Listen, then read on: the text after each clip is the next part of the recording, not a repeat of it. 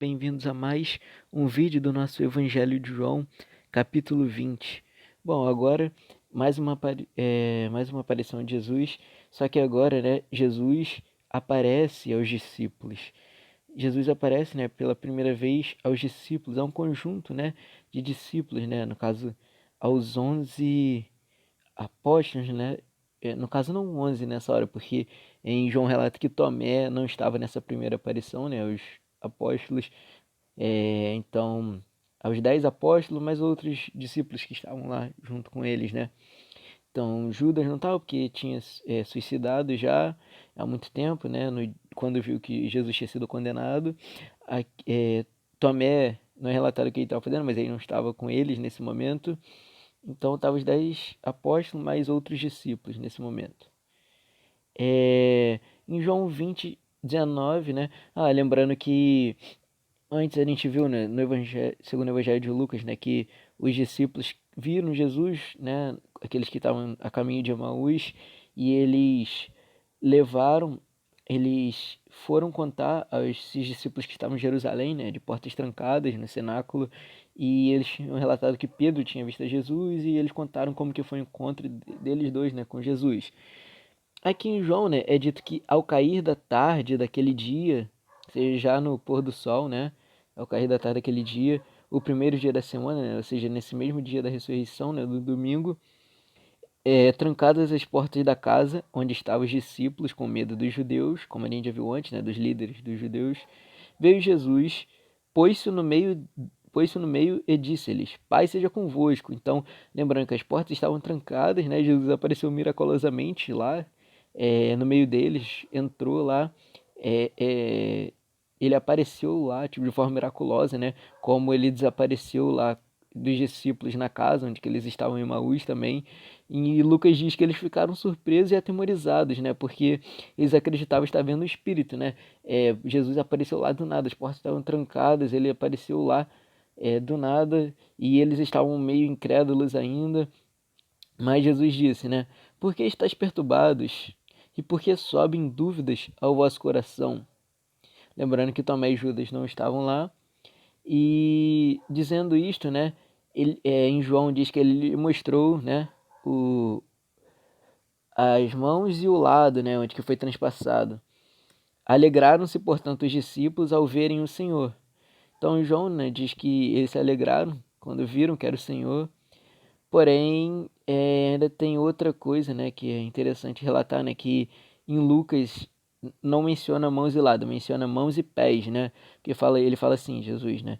Vede as minhas mãos e os meus pés, que sou eu mesmo. Apalpai-me e verificai, porque um espírito não tem carne nem ossos, como vedes que eu tenho.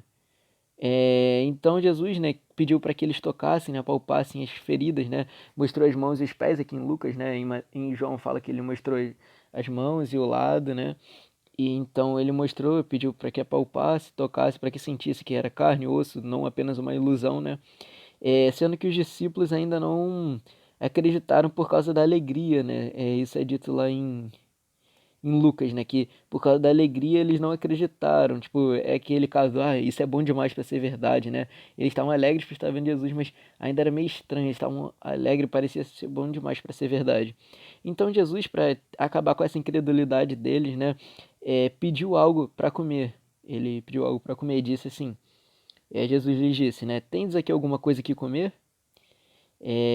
Então, ele queria provar, né, ser um ser material naquele momento, né, com órgãos internos, externos, e não apenas uma ilusão, algo da cabeça deles, né.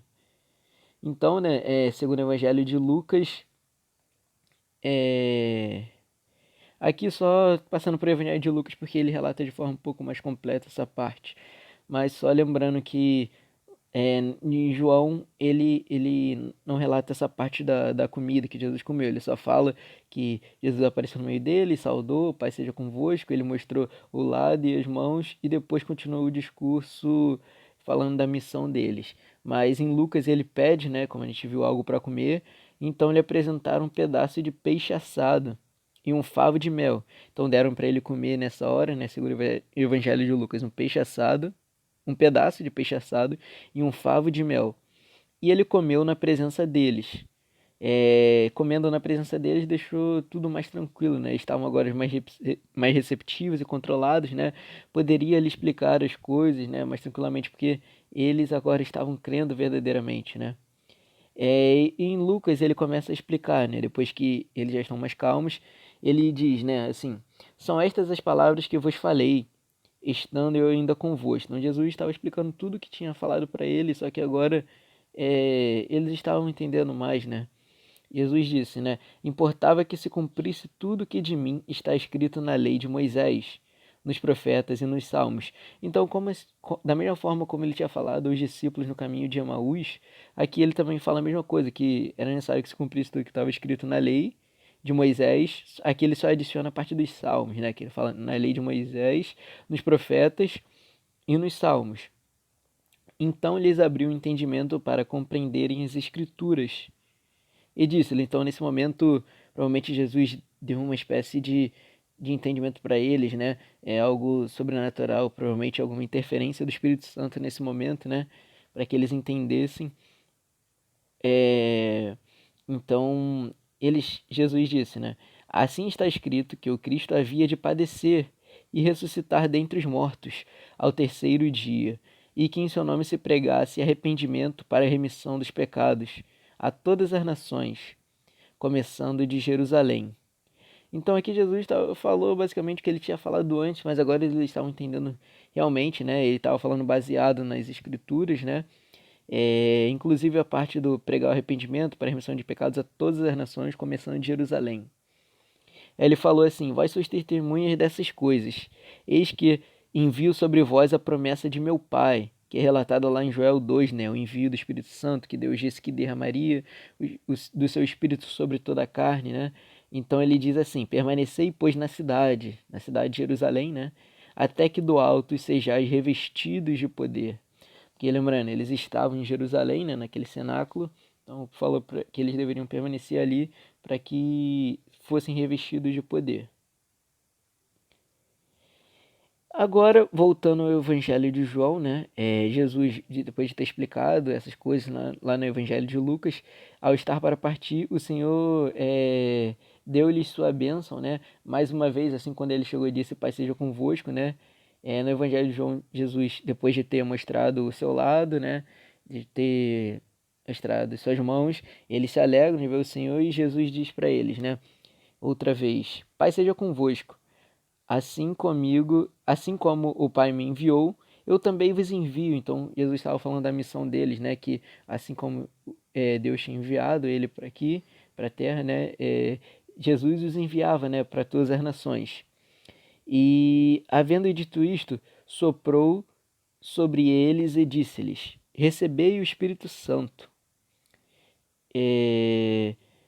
Então, nessa hora eles não receberam o Espírito Santo, né? Assim como de verdade aqui, Jesus estava fazendo apenas um simbolismo do que iria acontecer, né? Porque a gente vê que o Espírito Santo é recebido, desce sobre eles, né?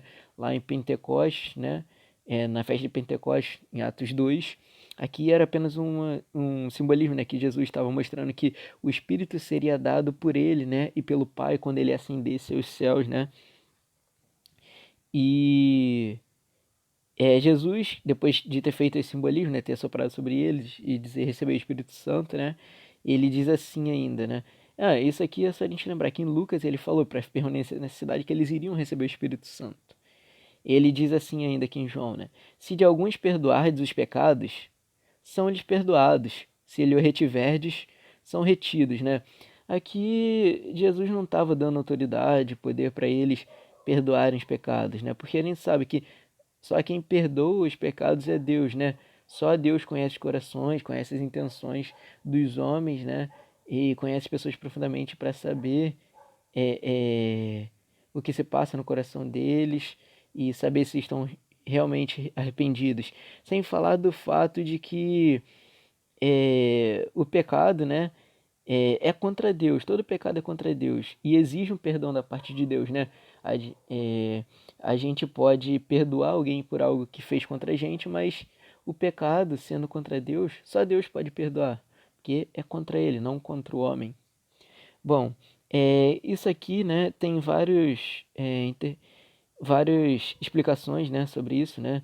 O que, na verdade, Jesus estava querendo dizer é que o que seria se perdoar os pecados de alguns, né, seriam perdoados, mas se retiver os pecados de outras pessoas seriam retidos. Bom, na verdade, isso aqui a gente vê que nessa parte de João ele fala de forma resumida o que diz nos outros evangelhos, né, principalmente aqui no de Marcos, que ele explica de forma mais completa, né, que ele diz: Ide por todo mundo, pregai o evangelho a toda criatura, quem crer e for batizado será salvo. Quem, porém, não crer será condenado. Bom, ele ainda fala, né? Isso ele diz, né? Quando aparece aos 11, né? Quando eles estão à mesa no cenáculo, né? E Jesus diz que é, estes sinais acompanharão aqueles que creem que creem em meu nome, né? Expelirão demônios, falarão novas línguas, pegarão em serpentes, e se alguma coisa mortífera beberem, não lhes fará mal. Se impuserem as mãos sobre enfermos, eles ficarão curados. Então Jesus fala sobre essas coisas, mas a parte principal que eu queria pegar era essa do início, né? Ide por todo mundo e pregar o evangelho a toda criatura. Quem crer e for batizado será salvo. Então aqui está explicitamente dito, né, que é salvo quem crê em Cristo. Quem crê é batizado. Quem crê é batizado e será salvo, né? O crer em Cristo que revela e possibilita a salvação. Então, na verdade, o que Jesus estava querendo dizer é que eles teriam participação de forma indireta no perdão dos homens, porque eles levariam o evangelho, né? Eles teriam essa missão de levar o evangelho a toda criatura e assim os homens contemplando o evangelho poderiam se arrepender dos seus pecados, confessar os seus pecados a Deus, né? Crer, e quem cresce se arrependendo, porque quem se batiza, batiza no batismo de arrependimento, né? Se arrepender dos seus pecados, crendo em Cristo, é, é perdoado por Deus. Então, não são os discípulos que perdoariam, mas eles teriam participação indireta no perdão dos pecados, né? Teriam essa honra, né, de participar do processo de reconciliação do homem com Deus. É... Então, como eu falei, né, a igreja participa do processo de perdão dos pecados de forma indireta, né, pela missão que tem de pregar o evangelho. Assim, a pessoa é salva quando ouve o evangelho e crê, né, se arrepende dos seus pecados. Então, Cristo utiliza a pessoa para pregar o evangelho, né, utiliza pessoas para anunciar esse perdão. Podemos perdoar pessoas pelo que fizeram contra nós, como eu falei, mas jamais podemos perdoar o pecado, né, porque todo pecado é pecado contra Deus. É, é Deus quem perdoa, né? Em 1 João 1,9 diz, né? Se confessarmos os nossos pecados, Ele é fiel e justo para nos perdoar os pecados e nos purificar de toda injustiça. Então, como a gente viu, né? Ele, se confessarmos os pecados, Ele é fiel e justo para nos perdoar os pecados. Então, Deus é fiel e justo para nos perdoar os pecados. Um exemplo que nós temos disso é a própria interpretação, né? Que os discípulos fizeram disso, né? Eles não perdoavam as pessoas em nome de Deus, né? Um exemplo disso nós temos lá no livro de Atos, né? Com Simão, o mágico, quando ele quis comprar o poder do Espírito Santo e Pedro disse que ele teria que se arrepender, né? Pedro disse, você precisa se arrepender, você está errado e tal. Ele falou, confesse, rogue a Deus para que, porventura, né? Ele te perdoe. Então, se Pedro tivesse realmente autoridade para perdoar os pecados, teria perdoado ali. Mas na verdade não. Como vocês veem, né, os próprios apóstolos entenderam o que Jesus quis dizer, né? É, eles deveriam pregar o evangelho para que as pessoas crescem e se arrependessem para que Deus perdoasse seus pecados. Da mesma forma, quando Pedro fez o discurso de Pentecostes, né, ele disse que eles deveriam crer, né, e fossem batizados é, eles para que eles fossem perdoados dos seus pecados. É... Então, eu acho que eu consegui explicar essa parte. Hum, Então é isso, pessoal. Espero que vocês tenham entendido, né? Essa parte do capítulo 20. Aqui em João encerra assim, né? Ele ele termina falando sobre essa parte da missão dos discípulos, e depois dessa parte que não relata o que aconteceu, mas provavelmente Jesus desaparece aqui do meio deles novamente, até a próxima aparição aos grupos de discípulos que também vai estar com eles, né? Então é isso, pessoal, vamos para o próximo vídeo.